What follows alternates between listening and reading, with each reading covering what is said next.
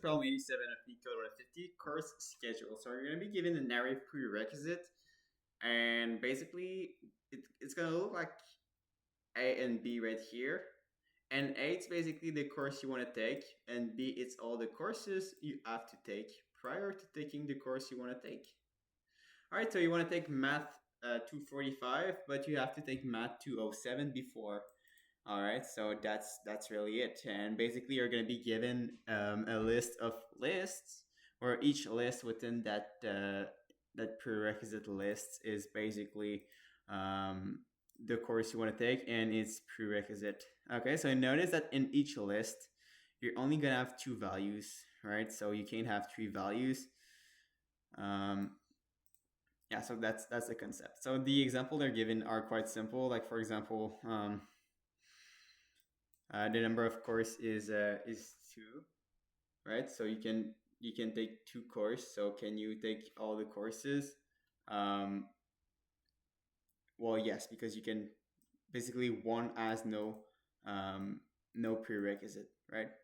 Otherwise, we will have another list. So you will have like comma and another list, and you will have one comma another number, which will represent the other class that you have to take prior to taking one. But in this case, you can take one with like with no classes prior to that. So this is another quite uh, explanatory example. So here you have the course 0 you want to take, and the prerequisite is course 1, and the university is dumb enough to have the politic that you actually have to take the course 1 to take course 0, but you have to take course 0 to take course 1, right? So you want to take like calculus 1, but you have to take calculus 2 prior to that. But if you want to take calculus 2, you have to take calculus 1 prior to that. So it makes no sense.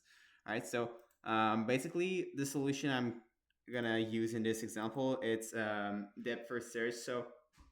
Um, so let's say we have this. Okay. So if you look at it,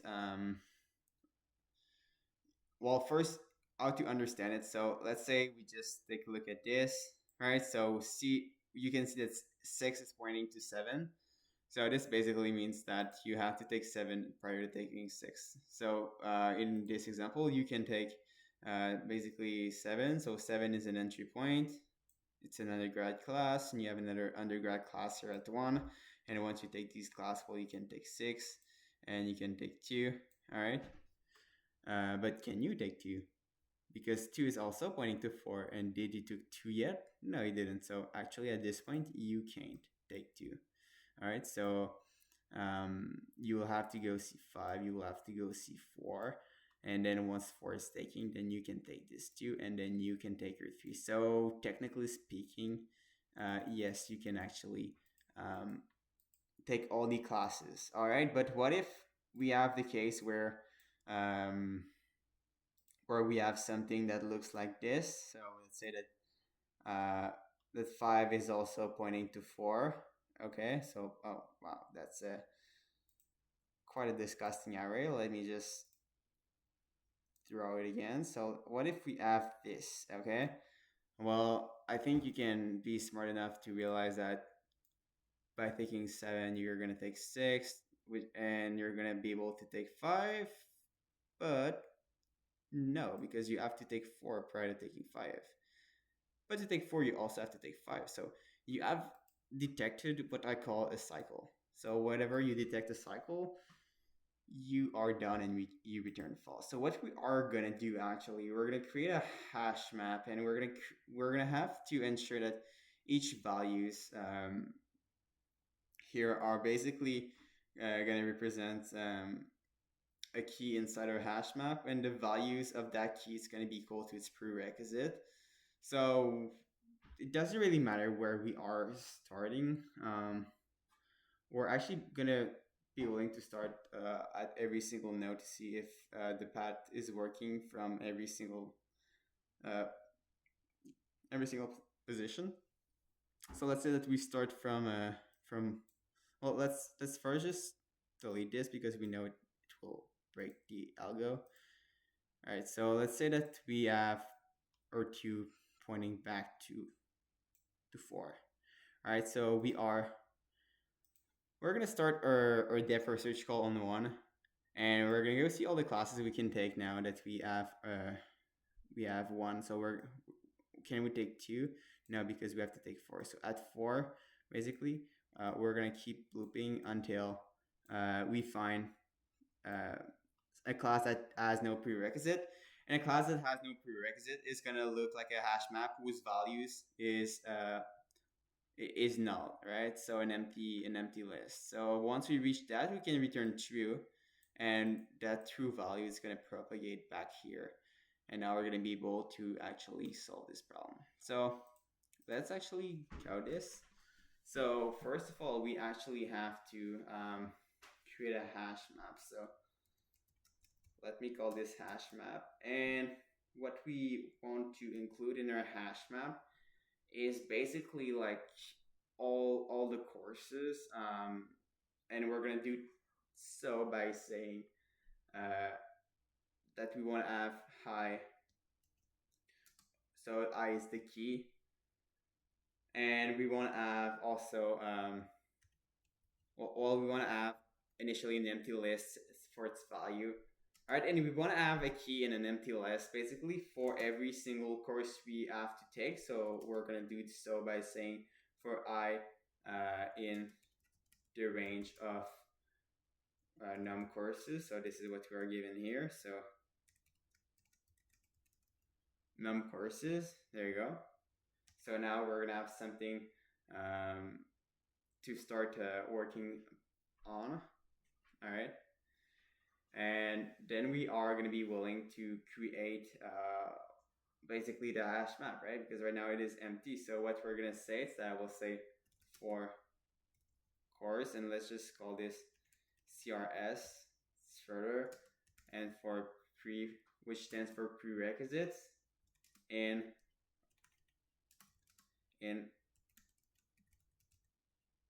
prerequisites, right? Because prerequisite is basically gonna hold all the course and its prerequisite within a list. So for each of these, we're gonna set our hash map.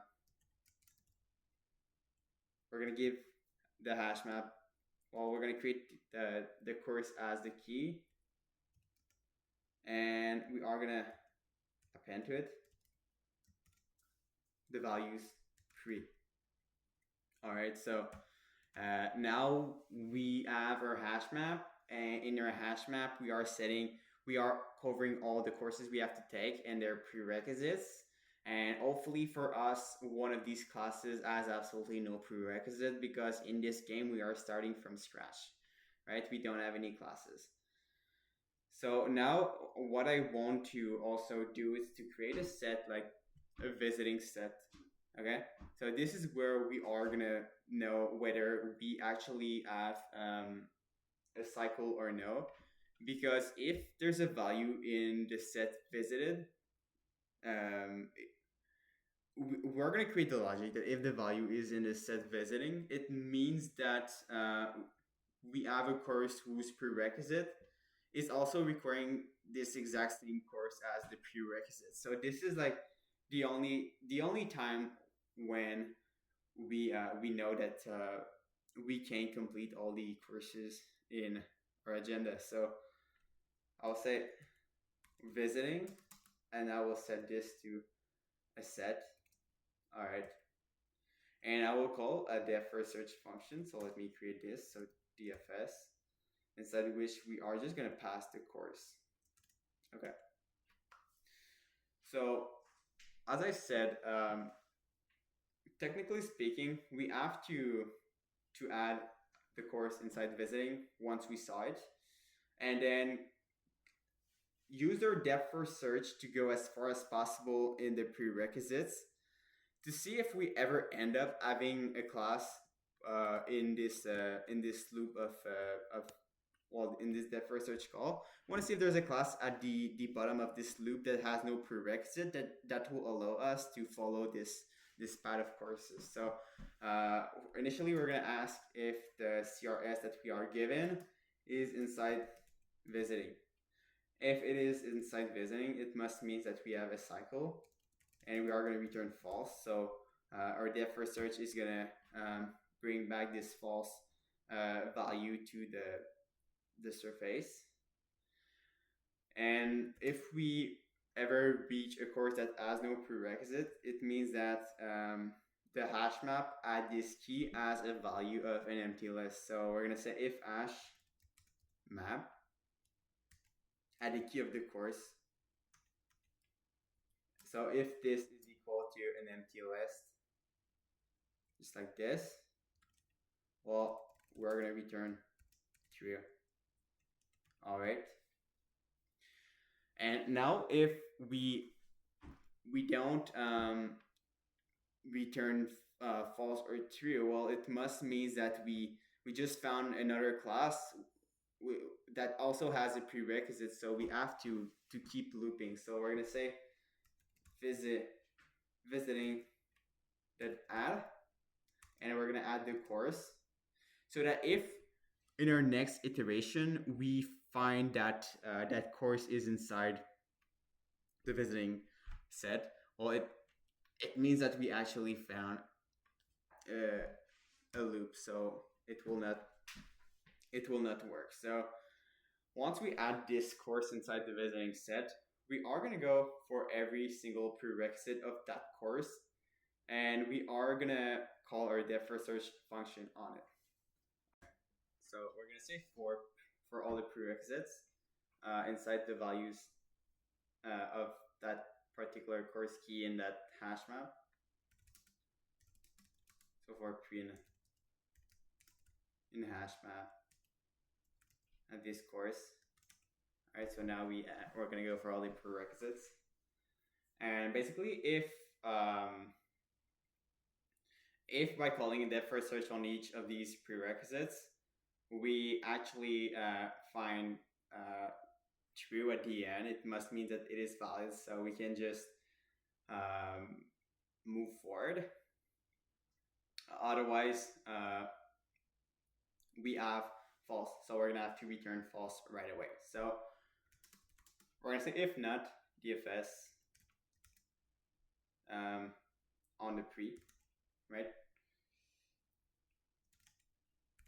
We're gonna return false. Okay, so if we don't have true, meaning if we have false, we're gonna return false as well. And we will do this for all the prerequisites.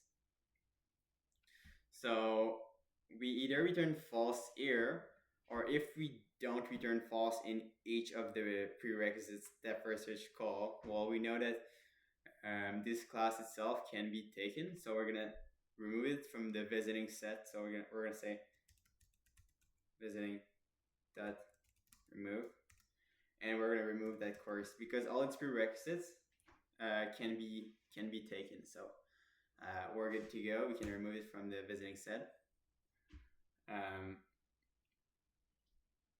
And actually, let me just move this to avoid any indenting errors.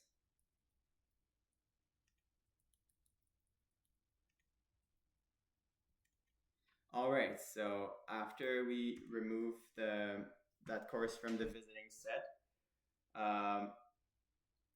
well, we can actually set the hash map of this, the values of this course to empty, because this way we know that if there's another class that requires this class as a prerequisite, well, we can take it because we know all its previous classes can be taken. So we're gonna say hash map of that course, and we're gonna set that equal to an empty list. All right, so there you go, and we will return true for this call. So this is the depth first search function. Now we actually have to create the logic where we go visit these nodes inside our graph. So what I will do is that I will go for every single numbers, so every single courses. So I will say basically I will use a for loop over the range of the number of courses that we have, and I will call a depth first search function on them. Okay, so I'll say for C in the range of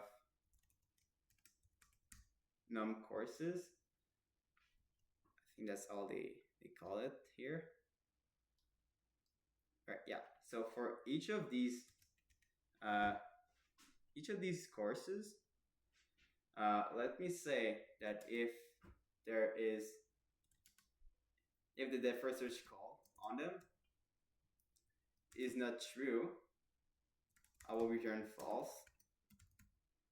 All right. So if we actually go through every single classes, we call the depth first search function on it, and the depth first search function returns true every time, so it never returns false. Well, we know that we can return uh, true.